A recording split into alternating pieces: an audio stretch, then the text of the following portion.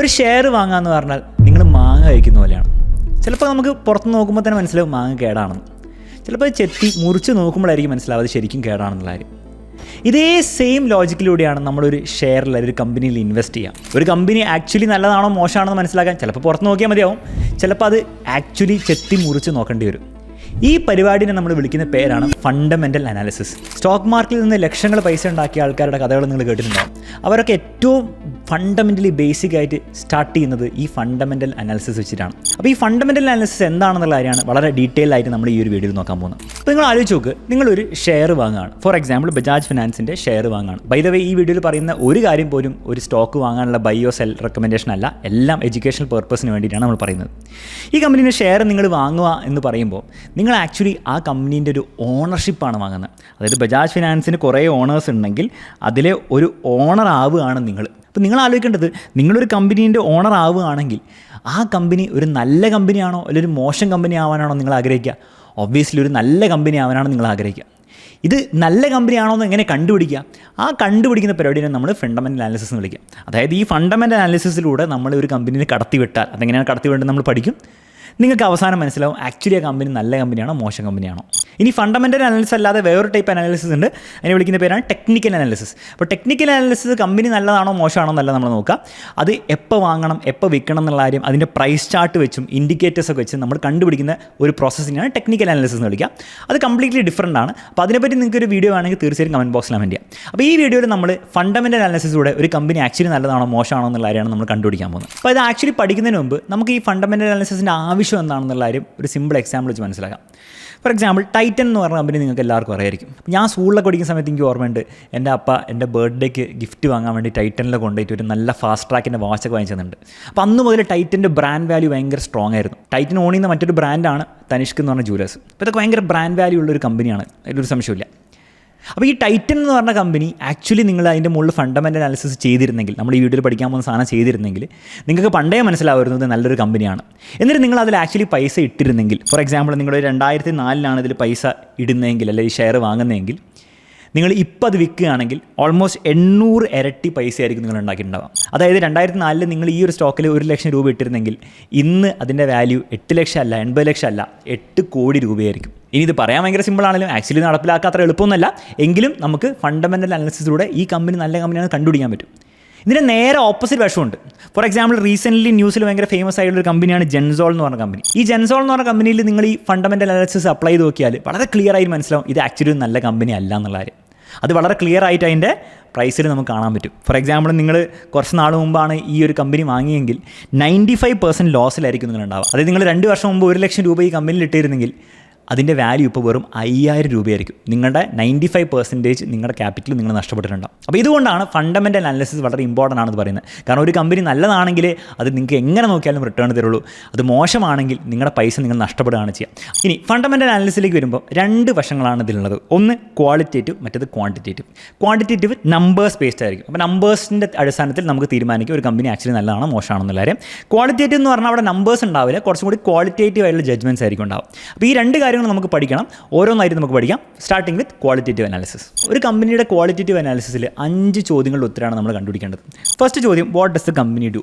ആ കമ്പനി എന്താണ് ആക്ച്വലി ചെയ്യുന്നത്? അത് വിൽക്കുന്ന പ്രോഡക്ട്സ് അഥവാ അത് വിൽക്കുന്ന സർവീസ് എന്താണെന്നുള്ള കാര്യം നമുക്ക് മനസ്സിലാക്കണം. രണ്ടാമത്തെ കാര്യം, എങ്ങനെയാണ്, എവിടെ നിന്നാണ് അത് പൈസ ഉണ്ടാക്കുന്നത്? ഇപ്പോൾ ഒരു കമ്പനി ചിലപ്പോൾ കുറേ പ്രോഡക്ട്സ് അല്ലെങ്കിൽ കുറേ സർവീസ് ചെയ്യുന്നുണ്ടാവും. എവിടെ നിന്നൊക്കെയാണ് ഏറ്റവും കൂടുതൽ പൈസ ഉണ്ടാക്കുന്നത്? അപ്പോൾ നിങ്ങൾക്ക് മനസ്സിലാവും ആ കമ്പനീൻ്റെ ഏറ്റവും ഇമ്പോർട്ടൻ്റ് ആയിട്ടുള്ള ഡിവിഷൻസ് എന്താണെന്നുള്ള കാര്യം. മൂന്നാമത്തെ ചോദ്യം, does it have any competitive advantage? അതായത് ആ കമ്പനിക്ക് എന്തെങ്കിലും സ്പെഷ്യാലിറ്റി ഉണ്ടോ? ഇപ്പം ഒരു ഇൻഡസ്ട്രിയിൽ തന്നെ പല പല കമ്പനീസ് ഉണ്ടാവും. നമ്മൾ നോക്കുന്ന കമ്പനിക്ക് എന്തെങ്കിലും ഒരു യൂണീക്നെസ് ഉണ്ടോ? അതിനെയാണ് നമ്മൾ കോമ്പറ്റീറ്റീവ് അഡ്വാൻറ്റേജ് അഥവാ മോട്ട് എന്ന് വിളിക്കാം. അതായത് ആ കമ്പനിക്ക് മാത്രമായിട്ട് ചെയ്യാൻ പറ്റുന്ന ഒരു യൂണീക്ക് കാര്യം. നെക്സ്റ്റ് കാര്യം, ആ ഒരു ഇൻഡസ്ട്രി ആക്ച്വലി ഗ്രോയിങ് ആണോ? കാരണം ഇൻഡസ്ട്രി ഗ്രോയിങ് ആണെങ്കിലേ കമ്പനി എന്തൊക്കെ ചെയ്തിട്ടും കാര്യമുള്ളൂ. ഇൻഡസ്ട്രി ആക്ച്വലി താഴേക്ക് പോയിക്കൊണ്ടിരിക്കുന്ന ഇൻഡസ്ട്രി ആണെങ്കിൽ കമ്പനി എന്തൊക്കെ ചെയ്താലും ചിലപ്പോൾ അതിന് ഗ്രോത്ത് ഉണ്ടാകാൻ പറ്റുന്നുണ്ടാവില്ല. And last question, is the management really good? നിങ്ങൾ ഈ കമ്പനിയിൽ കൊണ്ടേ പൈസ ഇടുന്ന സമയത്ത് നമ്മൾ ഏറ്റവും കൂടുതൽ വിശ്വസിക്കുക ആ കമ്പനിയുടെ മാനേജ്മെൻറ്റിനെയാണ്. ആ കമ്പനിയുടെ CEO, CFO എന്ന് പറഞ്ഞ ആൾക്കാരൊക്കെ ആക്ച്വലി എത്തിക്കലി കാര്യങ്ങൾ ചെയ്യുന്ന ആൾക്കാരാണോ? അവർക്കൊക്കെ ഒരു ഗ്രോത്ത് വിഷൻ ഉണ്ടോ? അവരൊക്കെ ഈ കമ്പനിയിൽ കുറേ നാൾ നിൽക്കാൻ പ്ലാൻ ചെയ്യുന്നുണ്ടോ എന്നുള്ള കാര്യങ്ങളൊക്കെ വളരെ ഇമ്പോർട്ടൻ്റ് ആയിട്ടുള്ള ഒരു കാര്യമാണ്. മാത്രമല്ല അവരുടെ ഹിസ്റ്ററി നമ്മൾ നോക്കുകയാണെങ്കിൽ എന്തെങ്കിലും ഫ്രോഡോ അല്ലെങ്കിൽ ബ്ലാക്ക് മാർക്കോ അവരുടെ പ്രൊഫൈലുണ്ടോ എന്നുള്ള കാര്യം കൂടെ നമ്മൾ അന്വേഷിക്കണം. അപ്പോൾ ഈ 5 ചോദ്യങ്ങളുടെ ഉത്തരത്തിൻ്റെ അടിസ്ഥാനത്തിലാണ് നമ്മൾ ക്വാളിറ്റേറ്റീവ് അനാലിസിസ് ചെയ്യുക. ഇനി ക്വാളിറ്റേറ്റീവ് അനാലിസിസ് വളരെ സിമ്പിളായിട്ട് നമുക്ക് സ്റ്റാർട്ട് ചെയ്യാവുന്നുള്ളൂ with Google search. For example നമ്മൾ ടൈറ്റൻ്റെ ക്വാളിറ്റേറ്റീവ് അനാലിസിസ് ചെയ്യണമെങ്കിൽ അതിൻ്റെ പ്രൊഡക്ട്സും കാര്യങ്ങളും കണ്ടുപിടിക്കണം, നിങ്ങൾക്ക് ജസ്റ്റ് ഗൂഗിളിൽ സെർച്ച് ചെയ്യാം. അപ്പോൾ തന്നെ നിങ്ങൾക്ക് കുറേ ഇൻഫർമേഷൻ കിട്ടും. അപ്പോൾ ആദ്യം നമ്മൾ തുടങ്ങേണ്ട അവിടെ നിന്ന് തന്നെയാണ്. അപ്പോൾ ടൈറ്റൻ അടിച്ച് നോക്കിയാൽ തന്നെ നിങ്ങൾക്ക് മനസ്സിലാവും ടൈറ്റൻ്റെ കുറേ ബ്രാൻഡ്സ് കാണാൻ പറ്റും. ഇപ്പോൾ സൊനാറ്റ, ഫാസ്റ്റ് ട്രാക്ക്, തനിഷ്ക് എന്നുള്ള കുറേ ബ്രാൻഡ്സ് കാണാൻ പറ്റും. അപ്പോൾ തന്നെ നമുക്കൊരു ഐഡിയ കിട്ടും ടൈറ്റൻ്റെ പ്രൊഡക്ട്സ് എന്താണെന്നുള്ള കാര്യം.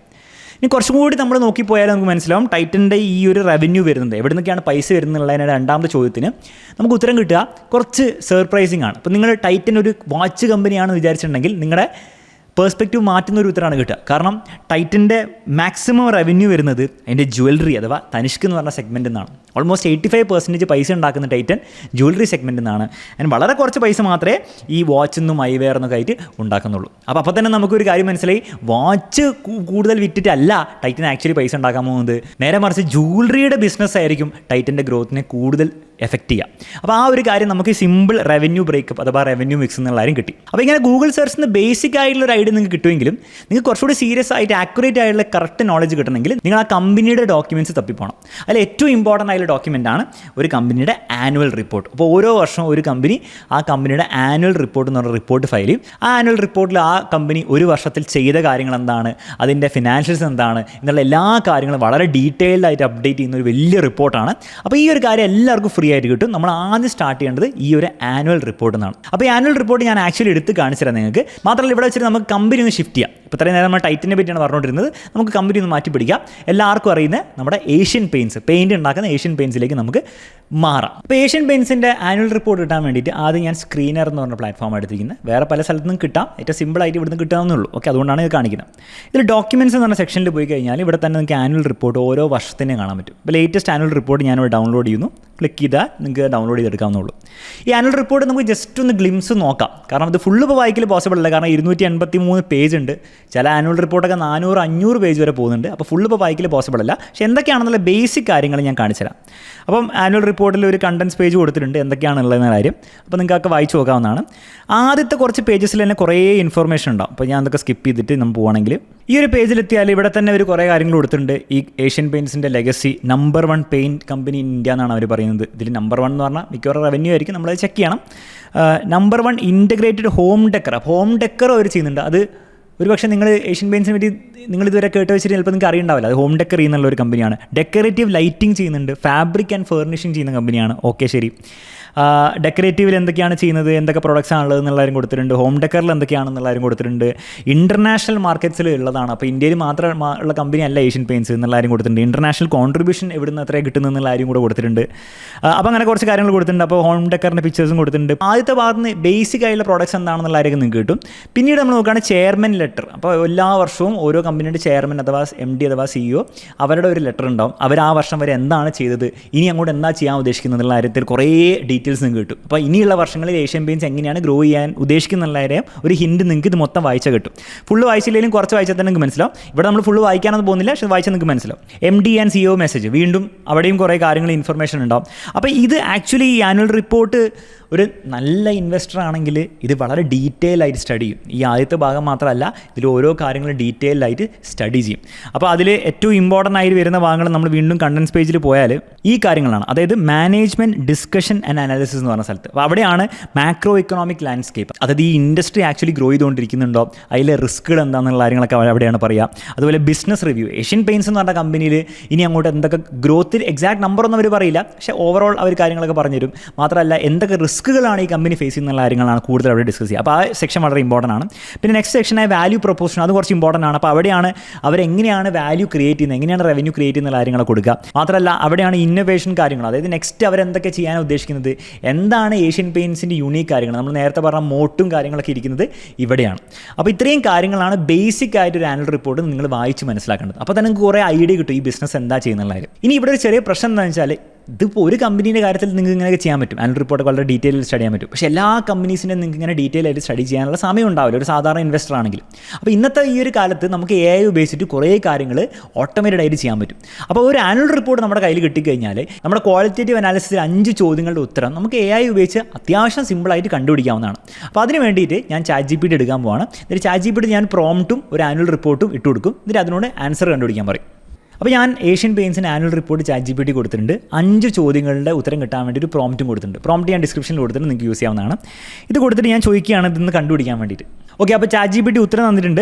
അപ്പോൾ ഫസ്റ്റ് തന്നെ ബിസിനസ് ഓവർവ്യൂവിൽ എന്തൊക്കെ പ്രൊഡക്ട്സ് ആണ് എന്തൊക്കെ സർവീസസ് ആണ് ചെയ്യുന്ന എല്ലാവരും കൊടുത്തിട്ടുണ്ട്. അപ്പോൾ ഡെക്കറേറ്റീവ് പെയിൻസിൻ്റെ ആൻഡ് ഹോം ഡെക്കർ ചെയ്യുന്നുണ്ട്, international paints, industrial coatings, services. അപ്പോൾ അതിൻ്റെ ഡീറ്റെയിൽസ് ഒക്കെ കൊടുത്തിട്ടുണ്ട്, നിങ്ങൾക്ക് വായിച്ച് മനസ്സിലാക്കാവുന്നതാണ്. നെക്സ്റ്റ് റവന്യൂ മോഡൽ, എവിടെ നിന്നൊക്കെയാണ് ഈ റവന്യൂ വരുന്നത് എന്നുള്ളവരും. അപ്പോൾ ഡെക്കറേറ്റീവ് ആൻഡ് ഹോം ഡെക്കറിന് ഇത്രയും റവന്യൂ ആണ് വരുന്നത്, അതായത് 87% അവിടെ നിന്നാണ്. പിന്നെ ഒരു ഇൻ്റർനാഷണൽ 9% ഉണ്ട്. അതേപോലെ തന്നെ ഇൻഡസ്ട്രിയൽ പ്രോഡക്ട്സിൻ്റെ ഒരു 3% ഉണ്ട്. അപ്പോൾ അതിനെപ്പറ്റി നിങ്ങൾക്ക് കൂടുതൽ പഠിക്കാം എന്താണ് ആക്ച്വലി ഉള്ളത്. ഇനി മാത്രമല്ല ഈ ഇൻഡസ്ട്രിയൽ പ്രൊഡക്ട്സും ഇൻ്റർനാഷണൽ അവർ ഇനി എക്സ്പാൻഡ് ചെയ്യാൻ പ്ലാൻ ചെയ്യുന്നുണ്ടോ എന്നുള്ള കാര്യങ്ങൾ നമുക്ക് ഡീറ്റെയിൽ പഠിക്കാവുന്നതാണ്. അപ്പോൾ ഇങ്ങനെ കുറേ ഐഡിയാസ് കിട്ടും കേട്ടോ. ChatGPT എന്ന് പറഞ്ഞാൽ എല്ലാ ഉത്തരം കൂടെ തരുന്നല്ല, നിങ്ങൾക്ക് കൂടുതൽ ചോദ്യങ്ങൾ ChatGPTനോട് ചോദിക്കാം. മാത്രമല്ല നിങ്ങൾക്ക് ഇതിന് ആനുവൽ റിപ്പോർട്ട് പോയി കണ്ടുപിടിക്കാം. കോമ്പറ്റേറ്റീവ് അഡ്വാൻറ്റേജ് എന്തുകൊണ്ടോ എന്ന് ചോദിക്കുമ്പോൾ ബ്രാൻഡ് ഇക്വിറ്റി 75 വർഷത്തിൻ്റെ ലെഗസി ഉണ്ട്, വലിയ കാര്യം തന്നെയാണ്. ഡിസ്ട്രിബ്യൂഷൻ ഡെപ്ത്, അതായത് ഈ ഡിസ്ട്രിബ്യൂഷൻ ഡെപ്ത് ഭയങ്കര ഒരു മോട്ടായിട്ട് അഥവാ കോമ്പറ്റേറ്റീവ് അഡ്വാൻറ്റേജ് ആയിട്ടാണ് പറയുന്നത്.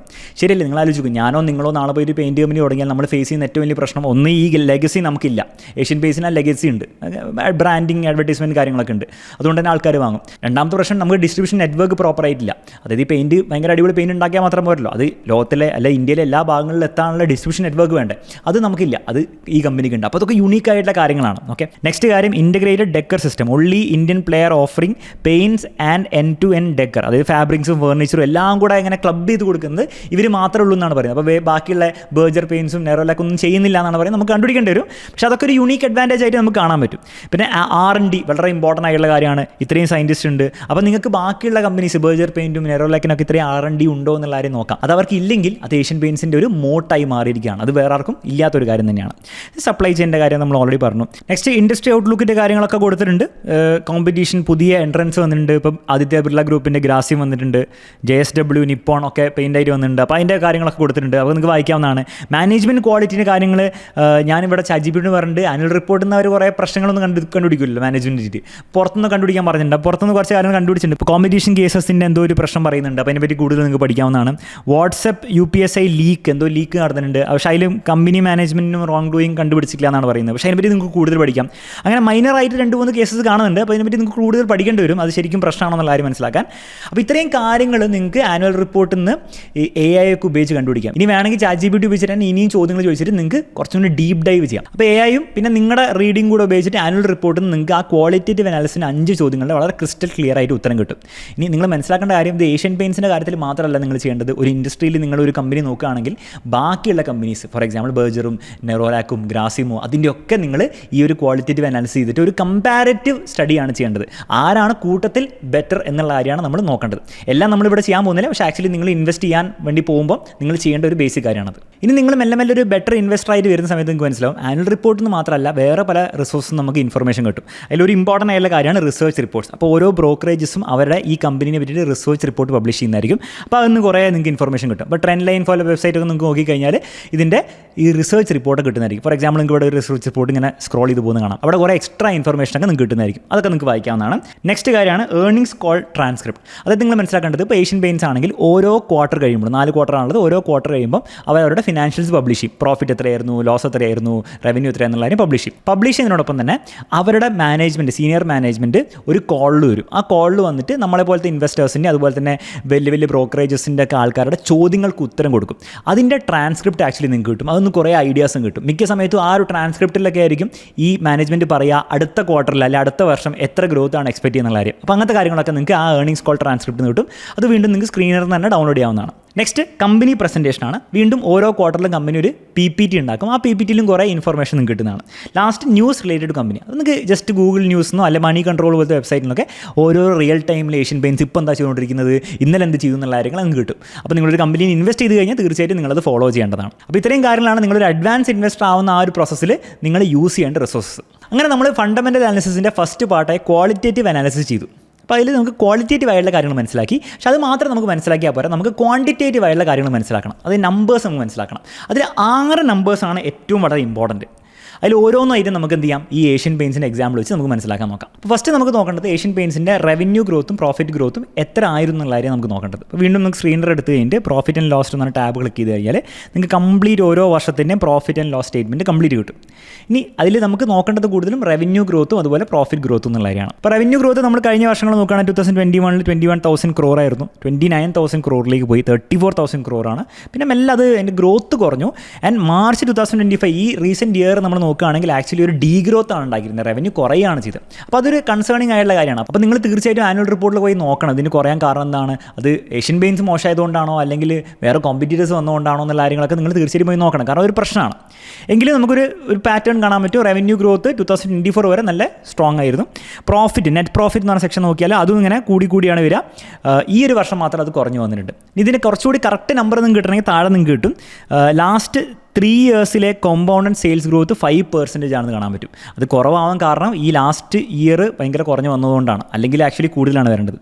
ലാസ്റ്റ് 5 ഇയേഴ്സ് നോക്കുകയാണെങ്കിൽ ഓരോ വർഷം 11% അത്യാവശ്യം നല്ലതായിരുന്നു. 10 ഇയേഴ്സിൽ ഓരോ വർഷം 10% ആണ്, which is also very good. ഇനി നമ്മൾ പ്രോഫിറ്റ് ഗ്രോത്തിൽ നോക്കുകയാണെങ്കിൽ TTM എന്ന് പറഞ്ഞാൽ ട്രെയിലിംഗ് 12 months ആണ്. അതായത് ലാസ്റ്റ് 1 ഇയറിൽ ലാസ്റ്റ് 12 months ആക്ച്വലി കുറഞ്ഞു, അതുകൊണ്ട് -28%. പക്ഷേ ലാസ്റ്റ് 3 ഇയേഴ്സിൽ നോക്കുകയാണെങ്കിൽ 8% ആണ്, വിച്ച് ഇസ് ഓക്കെ. 5 ഇയേഴ്സിൽ നോക്കുകയാണെങ്കിൽ 8%, 10 ഇയേഴ്സിൽ നോക്കുകയാണെങ്കിൽ 11%. അപ്പോൾ പ്രോഫിറ്റ് ഗ്രോത്തും സെയിൽസ് ഗ്രോത്തും ഓൾമോസ്റ്റ് ഒരേപോലെ തന്നെയാണ്. സ്റ്റോക്ക് പ്രൈസിൻ്റെ ഗ്രോത്തും കാണാൻ പറ്റും. പക്ഷേ സ്റ്റോക്ക് പ്രൈസിൻ്റെ ഗ്രോത്ത് നമ്മുടെ ഫണ്ടമെൻ്റൽ അനാലിസിൻ്റെ ഭാഗമല്ല, കാരണം അതൊന്നും നമുക്ക് ക്വാളിറ്റി ഒന്നും മനസ്സിലാവില്ല. പക്ഷേ ഈ 2 കാര്യങ്ങളിൽ ക്വാളിറ്റി മനസ്സിലാവും. ഇനി വീണ്ടും നിങ്ങൾ മനസ്സിലാക്കേണ്ടത് ഈ കമ്പനിയുടെ മാത്രം നോക്കിക്കൊണ്ടിരുന്നൊരു കാര്യമില്ല, നിങ്ങൾ ആക്ച്വലി കമ്പയർ ചെയ്യണം. ഈ പെയിൻറ്റ് ഇൻഡസ്ട്രിയിൽ ബാക്കിയുള്ള കമ്പനികൾ ഇതിനേക്കാളും ബെറ്റർ ആണോ മോശമാണോ എന്നുള്ള കാര്യമാണ് നമ്മൾ നോക്കേണ്ടത്. അപ്പോൾ നമുക്ക് ബർജർ പെയിൻസിൻ്റെ ഇതുപോലെ എടുത്ത് നോക്കിയാൽ കാണാൻ പറ്റും. ലാസ്റ്റ് 3 ഇയേഴ്സിൽ 13% ആണ്, വിച്ച് സ്ലൈറ്റ്ലി ഹയർ. അതുപോലെ ലാസ്റ്റ് 3 ഇയേഴ്സിൽ സെയിൽസ് ഗ്രോത്തും 10% ആണ്, which is almost similar. Okay, എനിക്ക് ഓൾമോസ്റ്റ് സിമിലർ ആണെന്ന് തോന്നുന്നില്ല, ആക്ച്വലി ഡബിളാണ്, ഭയങ്കര കൂടുതലാണ്. നെറോലാക്കിനെ നോക്കുകയാണെങ്കിൽ ലാസ്റ്റ് 3 ഇയേഴ്സിൽ പ്രോഫിറ്റ് ഭയങ്കര കൂടുതലാണ്, എന്നാൽ സെയിൽസ് അത്രയും കൂടുതലല്ല. ഓക്കെ, അപ്പോൾ പ്രോഫിറ്റ് എന്തെങ്കിലും കോസ്റ്റ് കട്ടിങ് ഉണ്ടോ അല്ലെങ്കിൽ എന്തെങ്കിലും ഇന്നോവേഷൻ കൊണ്ടാണോ കൂടുതലെന്നുള്ള കാര്യം നമുക്ക് നോക്കേണ്ടി വരും. പക്ഷേ ഒരു ഐഡിയ കിട്ടും. അപ്പം പ്രോഫിറ്റ് ഗ്രോത്ത് വെച്ച് നോക്കുകയാണെങ്കിൽ ഏഷ്യൻ പെയിൻറ്റ്സ് ആക്ച്വലി പുറകിലാണ്. ഇനി ലാസ്റ്റ് ഒരു ഇയറിൻ്റെ കാര്യം നോക്കുകയാണെങ്കിൽ ഈ റവന്യൂ ഗ്രോത്ത് ഇല്ലാത്തത് ബർജർ പെയിൻറ്റ്സിന് ആക്ച്വലി റവന്യൂ ഗ്രോത്ത് ഉണ്ട്. അതുപോലെ നെറോലാക്കിന് സ്ലൈറ്റായിട്ട് ഒരു റവന്യൂ ഗ്രോത്ത് ഉണ്ട്. ഏഷ്യൻ പെയിൻറ്റ്സിന് മാത്രമായിട്ടാണ് ഈ ഒരു ഗ്രോത്ത് ഇല്ലാതെ വന്നത്. അപ്പോൾ തീർച്ചയായിട്ടും നിങ്ങളത് കണ്ടുപിടിക്കേണ്ടി വരും എന്താണ് അവിടെ പറ്റിയതെന്നുള്ള കാര്യം. അപ്പോൾ നമുക്ക് മനസ്സിലാവും ഏഷ്യൻ പെയിൻറ്റ്സ് ബാക്കിയുള്ളവരെ വെച്ച് നോക്കുകയാണെങ്കിൽ ആക്ച്വലി ഗ്രോ ചെയ്തുകൊണ്ടിരിക്കുന്ന ഒരു കമ്പനിയാണോ അല്ലയോ എന്നുള്ള കാര്യം. നെക്സ്റ്റ് കാര്യമാണ് ഈ ക്യാഷ് ഫ്ലോ സ്റ്റേറ്റ്മെൻറ്റ്. അപ്പോൾ ഈ ക്യാഷ് ഫ്ലോ സ്റ്റേറ്റ്മെൻറ്റ് എന്താണെന്ന് ഡീറ്റെയിൽ ആയിട്ട് നമുക്കിപ്പോൾ പഠിക്കേണ്ട ആവശ്യമില്ല, നിങ്ങൾക്ക് വേണമെങ്കിൽ പഠിക്കാവുന്നതാണ്. പക്ഷേ ബേസിക്കായിട്ട് നിങ്ങൾ നോക്കേണ്ടത് ക്യാഷ് ഫ്രം ഓപ്പറേറ്റിംഗ് ആക്ടിവിറ്റി എപ്പോഴും പോസിറ്റീവ് ആണോ എന്നുള്ള കാര്യം നോക്കാം. എന്ന് മാത്രമല്ല നിങ്ങളുടെ പ്രോഫിറ്റ് ആയിട്ട് അലൈൻഡ് ആണോ നോക്കാം. അപ്പോൾ ലാസ്റ്റ് 3 ഇയേഴ്സിലെ നമ്മൾ പ്രോഫിറ്റ് നോക്കുകയാണെങ്കിൽ ഈ ഒരു റേഞ്ചിലാണ് വരുന്നത്, ഓൾമോസ്റ്റ് ആ ഒരു റേഞ്ചിലാണോ വരുന്നത് എന്നുള്ള കാര്യം ജസ്റ്റ് നിങ്ങൾ നോക്കിയാൽ മതി.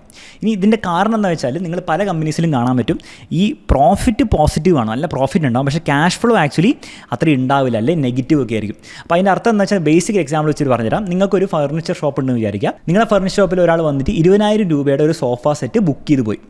നിങ്ങൾ ആക്ച്വലി ആ ബുക്ക് ചെയ്യുന്ന സമയത്ത് തന്നെ നിങ്ങളുടെ റെക്കോർഡ്സിൽ റവന്യൂ 20,000 രൂപ എൻട്രി.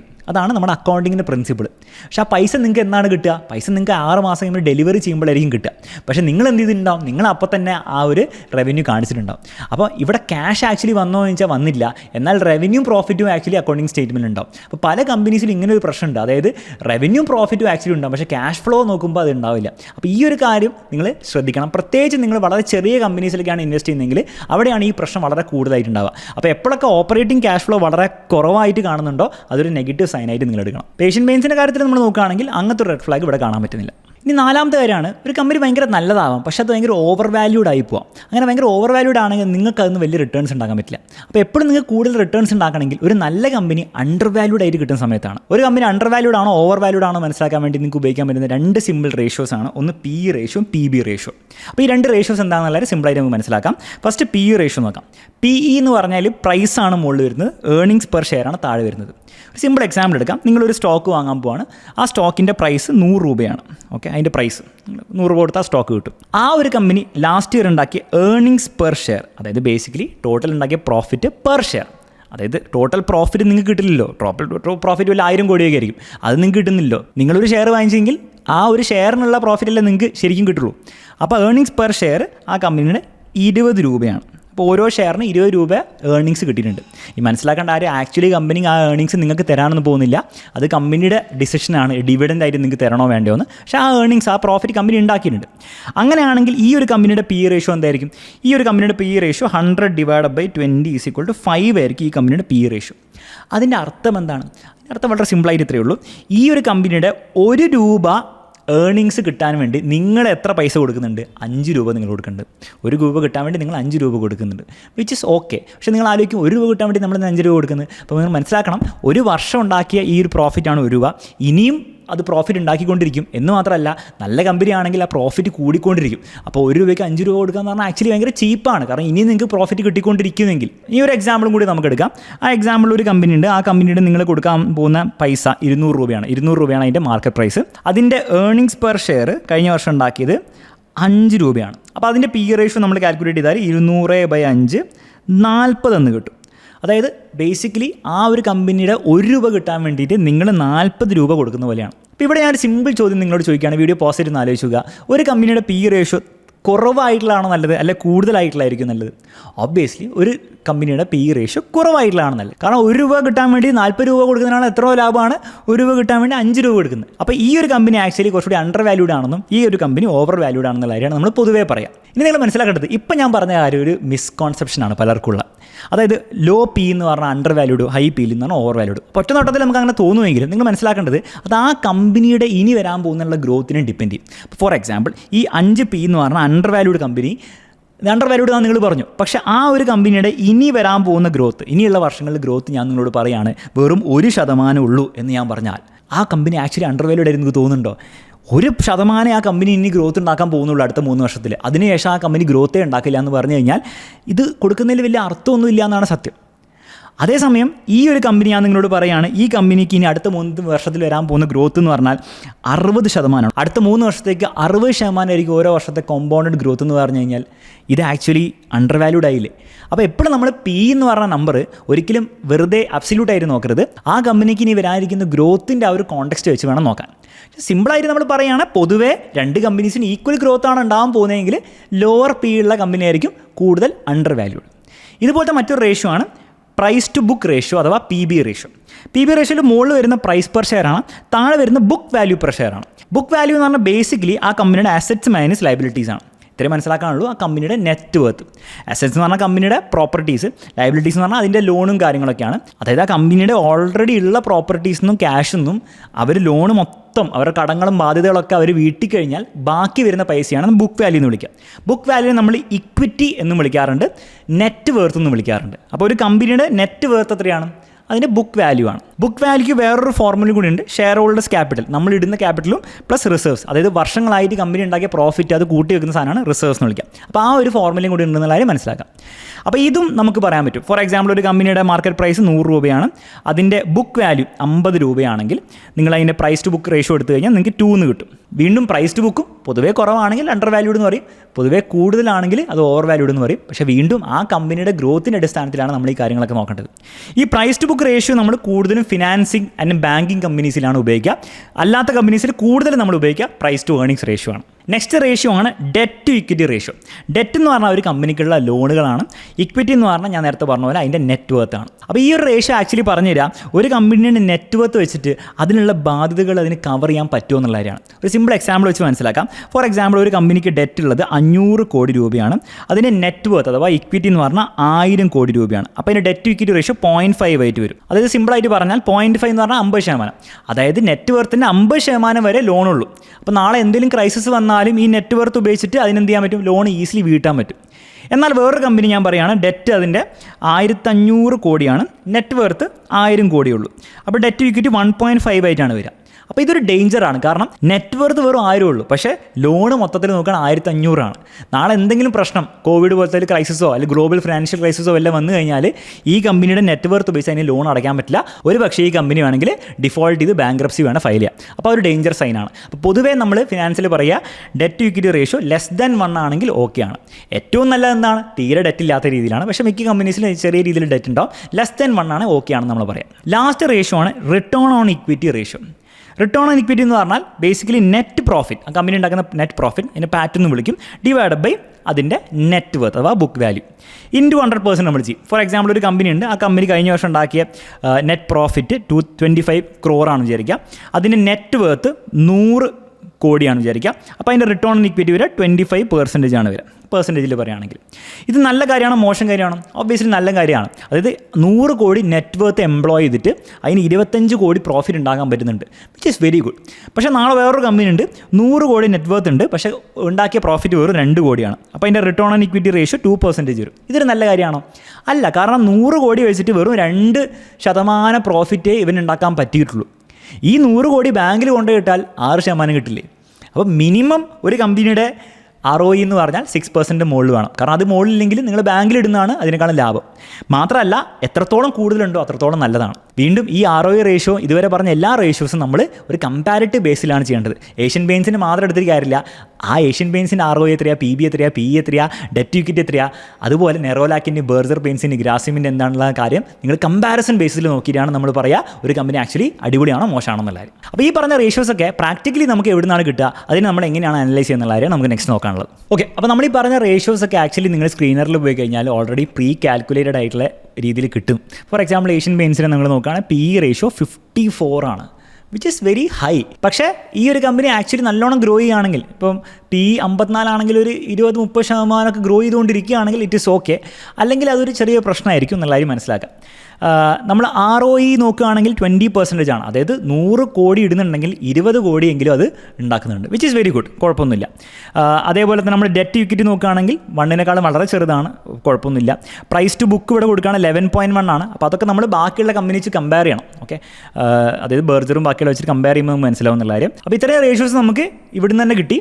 ഇനി ഇതേ കാര്യം തന്നെ ബർജർ പെയിൻസിൻ്റെ നിങ്ങൾ പോയി നോക്കാം. ഫോർ എക്സാമ്പിൾ ബർജർ പെയിൻസിൻ്റെയും PE 57 ആണ്. ഓക്കെ, അപ്പോൾ അങ്ങനെ നോക്കുകയാണെങ്കിൽ ഏഷ്യൻ പെയിൻസ് കമ്പാരിസണിൽ ഭയങ്കര ഓവർ വാല്യൂഡ് അല്ല, എന്നാൽ ഭയങ്കര അണ്ടർ വാല്യൂഡ് അല്ല. ROEയും വളരെ സിമിലറാണ്, പ്രൈസ് ടു ബുക്കും വളരെ സിമിലറാണ്, ഡെറ്റ് ഇക്വിറ്റി ഇവിടെയും കുറവാണ്. അപ്പോൾ ഈ 2 കമ്പനീസും എന്താണ് ഓൾമോസ്റ്റ് സിമിലർ ആണെന്നുള്ള കാര്യം പറയാം. അപ്പോൾ ക്വാണ്ടിറ്റേറ്റീവ് അനാലിസിസ് ഇവർ രണ്ടാളും ഓൾമോസ്റ്റ് സിമിലർ റാങ്ക് ആയിരിക്കും ഉണ്ടാവുക.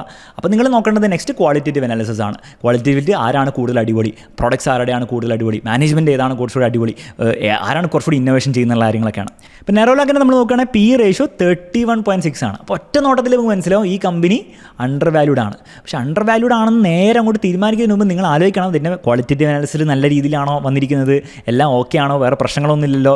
മാത്രമല്ല ഇനി വരുന്ന അടുത്ത വർഷങ്ങളിൽ ഇതിന് നല്ല ഗ്രോത്ത് ഉണ്ടാവുമോ എന്നുള്ള കാര്യം. ഫോർ എക്സാമ്പിൾ ഏഷ്യൻ പെയിൻസ് ആണ് കുറച്ചുകൂടി അടിപൊളിയായി ഗ്രോ ചെയ്യുന്നത്, അല്ലെങ്കിൽ ബർജർ പെയിൻസ് ആണ് കുറച്ചുകൂടി അടിപൊളിയായി ഗ്രോ ചെയ്യുന്നത്. ഇത് ബാക്കിലാണ് നിൽക്കാൻ പോകുന്നതെങ്കിൽ ഇത് അണ്ടർ വാല്യൂഡ് അല്ല. PE ഇത്ര കുറവാണെന്ന് പറഞ്ഞിട്ട് കാര്യമൊന്നുമില്ല. നേരെ മറിച്ച് ഈ കമ്പനിയാണ് കൂടുതൽ ഗ്രോ ചെയ്യാൻ പോകുന്നതെങ്കിൽ ഇത് ക്ലിയർലി അണ്ടർ വാല്യൂഡ് ആണ്. അപ്പോൾ ഇവിടെ ഒരു സ്കോപ്പ് കാണുന്നുണ്ട് നമ്മൾ. PB റേഷ്യോ നോക്കുകയാണെങ്കിൽ ഭയങ്കര കുറവാണ്. അപ്പം നല്ല ഗ്രോത്ത്, അതായത് ഏഷ്യൻ പെയിൻസിനെക്കാളും ബർജർ പെയിൻസിനെക്കാളും ഗ്രോ ചെയ്യാൻ പറ്റുമെങ്കിൽ ഇത് ആക്ച്വലി അണ്ടർ വാല്യൂഡ് ആണ്, കൂടുതൽ പൈസ ഇതായിരിക്കും ഉണ്ടാക്കാൻ പോകുന്നത്. ഡെറ്റ് ഇക്വിറ്റി റേഷ്യോ വളരെ കുറവാണ്, മറ്റ് 2 കമ്പനീസിനെക്കാളും വളരെ കുറവാണ്. ROE പക്ഷേ നമ്മൾ നോക്കുകയാണെങ്കിൽ കുറവാണ്, പകുതിയുള്ളൂ രണ്ടുപേരുടെ. അപ്പോൾ അവിടെ ഒരു ബ്ലാക്ക് ഫ്ലാഗ് ആണ്. കമ്പയർ ചെയ്ത് നമ്മൾ നോക്കുമ്പോൾ 10% വളരെ കുറവാണ്. അപ്പോൾ 10% കൂട്ടിയാൽ നമുക്ക് ഈ ഒരു കമ്പനി നല്ല എഫിഷ്യൻസി ഉള്ള കമ്പനിയാണെന്ന് പറയാൻ പറ്റുള്ളൂ. ഇനി ഇത് മാത്രമല്ല, ബാക്കിയുള്ള ഞാൻ പറഞ്ഞ ക്യാഷ് ഫ്ലോയും പ്രോഫിറ്റ് ആൻഡ് ലോസ് സ്റ്റേറ്റ്മെൻറ്റും ഗ്രോത്തും ക്വാളിറ്റേറ്റീവ് അനാലിസിസും എല്ലാം കൂടെ കമ്പൈൻ ചെയ്ത് നോക്കുമ്പോഴായിരിക്കും നമുക്ക് മനസ്സിലാവും. അപ്പോൾ ഈ കാര്യങ്ങളെല്ലാം കൂടെ നിങ്ങൾക്ക് കമ്പൈൻ ചെയ്ത് നോക്കാൻ വേണ്ടി ഞാൻ ചെറിയൊരു ടൂൾ ഉണ്ടാക്കിയിട്ടുണ്ട്. വലിയ സംഭവമൊന്നുമല്ല, ഇത് എൻ്റെ ഡിസ്ക്രിപ്ഷൻ ലിങ്ക് കൊടുത്തിട്ടുണ്ട്. അപ്പോൾ ഓരോ സ്റ്റോക്കും നിങ്ങൾക്ക് എൻ്റർ ചെയ്യാം, അതിൻ്റെ എല്ലാ ഡീറ്റെയിൽസും നിങ്ങൾക്ക് ഇവിടെ എൻ്റർ ചെയ്യാവുന്നതാണ്. ഫോർ എക്സാമ്പിൾ ഞാൻ ഏഷ്യൻ പെയിൻസിൻ്റെ എന്തൊക്കെ നമ്പർ കൊടുത്തിട്ടുണ്ട്, ശരിക്കും നമ്പറല്ല, ഇതിൽ കൊടുത്ത് പ്ലസ് ആക്കി കഴിഞ്ഞാൽ എനിക്ക് അടുത്ത സ്റ്റോക്ക് എൻ്റർ ചെയ്യാം. അങ്ങനെ ഓരോന്നിനും സ്റ്റോക്കിൻ്റെ എൻ്റർ ചെയ്തിട്ട് എന്നിട്ട് നിങ്ങൾ കമ്പാരിസൺ ബേസിൽ നോക്കുക, ഇതിൽ ആക്ച്വലി ആരാണ് അണ്ടർ വാല്യൂഡ്, ആരാണ് ഓവർ വാല്യൂഡ് എന്നുള്ള കാര്യങ്ങൾ നോക്കുക. അതിനോടൊപ്പം തന്നെ നിങ്ങളുടെ ക്വാളിറ്റേറ്റീവ് അനാലിസിസിൽ നിങ്ങൾക്ക് കിട്ടിയ ഇൻഫർമേഷൻ കൂടെ നിങ്ങൾ കമ്പൈൻ ചെയ്യുമ്പോൾ നിങ്ങൾക്ക് മനസ്സിലാവും ആക്ച്വലി ഒരു കമ്പനി നല്ലതാണോ. ആൻഡ് ഓൾസോ ഒരു ഇൻഡസ്ട്രിയിൽ വെച്ച് നമ്മൾ നോക്കുകയാണെങ്കിൽ ആ കമ്പനീസിൽ വെച്ചിട്ട് ആരാണ് കൂടുതൽ ബെറ്റർ എന്നുള്ള കാര്യം. അപ്പോൾ ഈ രീതിയിലാണ് നമ്മളൊരു സ്റ്റോക്കിനെ പറ്റി പഠിച്ച് തുടങ്ങാൻ പോവുക. ഇനി മനസ്സിലാക്കേണ്ട കാര്യം, ഇത് വെച്ച് മാത്രം നിങ്ങളൊരു സ്റ്റോക്ക് വാങ്ങിക്കഴിഞ്ഞാൽ നിങ്ങൾ കുറേ പൈസ ഉണ്ടാക്കും എന്നുള്ള കാര്യം നമുക്ക് പറയാൻ പറ്റില്ല. ഇനി ആക്ച്വലി നിങ്ങളൊരു സ്റ്റോക്ക് ഉണ്ടാക്കിയിട്ട് നിങ്ങൾക്ക് സീരിയസ് ആയിട്ട് പൈസ ഒക്കെ ഉണ്ടാക്കണമെങ്കിൽ നിങ്ങൾക്ക് കൂടുതൽ കാര്യങ്ങൾ പഠിക്കണം. അതിൽ ഒരു ഇമ്പോർട്ടൻറ്റ് കാര്യമാണ് വാല്യുവേഷൻ. നിങ്ങൾ എപ്പോൾ ഒരു സ്റ്റോക്ക് വാങ്ങുന്നു എന്നുള്ള കാര്യം വളരെ ഇമ്പോർട്ടൻ്റ് ആണ്. ഇപ്പോൾ ഞാൻ PE റേഷ്യോ PB റേഷ്യോ ബേസിക്കായിട്ട് പറഞ്ഞു തന്നു, പക്ഷേ വാല്യുവേഷൻ കുറച്ചും കൂടി പഠിക്കേണ്ട ടോപ്പിക്കാണ്. അപ്പോൾ അതിനെപ്പറ്റി ഒരു വീഡിയോ വേണമെങ്കിൽ തീർച്ചയായും നിങ്ങൾ കമൻറ്റ് ബോക്സിൽ കമൻറ്റ് ചെയ്യുക. അതുപോലെ വളരെ ഇമ്പോർട്ടൻ്റ് ആയിട്ടുള്ള മറ്റൊരു കാര്യം ടെക്നിക്കൽ അനാലിസിസ്. അതായത് നിങ്ങളൊരു സ്റ്റോക്ക് വാങ്ങുന്ന സമയത്ത് നിങ്ങളുടെ ഒപ്പം ബാക്കി പല ആൾക്കാരും വാങ്ങിച്ചാൽ അതിൻ്റെ പ്രൈസ് മുകളിലേക്ക് പോകുള്ളൂ. അപ്പോൾ അത് എപ്പോഴായിരിക്കും ഉണ്ടാകുന്ന കാര്യങ്ങളൊക്കെ പഠിക്കാൻ വേണ്ടി ഉപയോഗിക്കുന്ന ഒരു ടെക്നിക്കാണ് ടെക്നിക്കൽ അനാലിസിസ്. അതിനെപ്പറ്റി പഠിക്കണമെങ്കിൽ തീർച്ചയായിട്ടും അതും നിങ്ങൾ കമൻറ്റ് ബോക്സിൽ കമൻറ്റ് ചെയ്യുക. പക്ഷേ ഈ കാര്യങ്ങളൊക്കെ ഒരു കമ്പനി ഫണ്ടമെൻ്റലി നല്ലതാണോ എന്നുള്ള കാര്യം മനസ്സിലാക്കിയിട്ടേ നിങ്ങൾ അപ്ലൈ ചെയ്തിട്ട് കാര്യമുള്ളൂ. ആ നല്ലതാണോ എന്ന് മനസ്സിലാക്കാൻ വേണ്ടിയിട്ട് ഉപയോഗിക്കുന്ന ഫ്രെയിം വർക്കാണ് നമ്മൾ ഈ വീഡിയോയിൽ വളരെ ഡീറ്റെയിൽ ആയിട്ട് പഠിച്ചത്. ഇത് പാസ് ചെയ്താൽ നമുക്ക് നെക്സ്റ്റ് വാല്യുവേഷനിലേക്കും അതുപോലെ ടെക്നിക്കൽ അനാലിസിസിലേക്ക് പോകാവുന്നതാണ്. അതുവഴി ഒരു സ്റ്റോക്ക് നമുക്ക് കറക്റ്റ് ടൈമിൽ വാങ്ങുകയും ആൻഡ് ഹോപ്പ്ഫുള്ളി അത് നല്ല റിട്ടേൺസ് തരും എന്ന് വിചാരിക്കാം. ഇനി മനസ്സിലാക്കേണ്ടത്, ഈ വീഡിയോയിൽ പറഞ്ഞ ഒരു കാര്യം പോലും ഫിനാൻഷ്യൽ അഡ്വൈസ് ആയിട്ട് എടുക്കരുത്, റെക്കമെൻഡേഷൻ ആയിട്ട് എടുക്കരുത്. ഒരു എഡ്യൂക്കേഷണൽ പെർസ്പെക്റ്റീവ് എന്ന് വേണം നിങ്ങളതെല്ലാത്തിനും കാണാൻ വേണ്ടിയിട്ട്. മറ്റൊരു ഡിസ്ക്ലെയിമറും കൂടി ഞാൻ പറഞ്ഞുതരാം. ഇത് നമ്മൾ ഈ വീഡിയോയിൽ പഠിക്കുമ്പോൾ ഭയങ്കര സിമ്പിളായിട്ടൊക്കെ തോന്നുമെങ്കിലും ഇത് പ്രാക്ടിക്കലി അപ്ലൈ ചെയ്യില്ല അത്ര എളുപ്പമല്ല. കാരണം നിങ്ങൾ മനസ്സിലാക്കേണ്ടത്, നിങ്ങൾ മാത്രമല്ല ഈ കാര്യങ്ങളൊക്കെ പഠിച്ച് ചെയ്യുന്നത്, കുറേ പ്രൊഫഷണൽസ് ഉള്ള ഒരു ഫീൽഡാണ് ഈ ഫിനാൻസ് എന്ന് പറഞ്ഞാൽ.